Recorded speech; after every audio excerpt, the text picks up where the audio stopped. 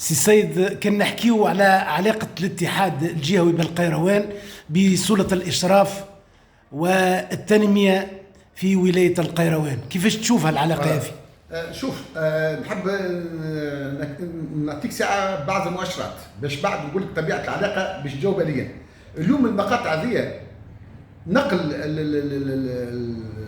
المنتوج اللي هو الجرافي والبلوكاج والحجارة أصبحت تستهدف الطرقات، فأصبح الطريق بين حاجب العيون والقيروان، يعني المقاطع والقيروان طريق الموت، وفيه أكثر نسبة موت، لأنه اليوم العربات هذيك لا تخضع للوزن ولا تجد من يحاسبها على ذاك الوزن.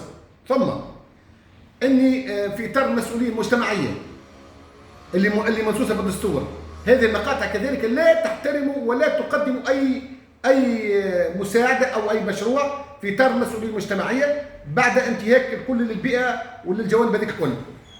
الصحة والسلامة والمشاكل الكل، إضافة إلى الاحتقان الاجتماعي في هذه المقاطع، نجد السلطة مغيبة كليا ولا تقوم بدور الرقابة. اليوم دور الرقابة تقوم به عبر سواء التفقدية، سواء عبر شؤون الاجتماع وزارة الشؤون الاجتماعية، سواء عبر التفقدية العامة. هذه طب الشغل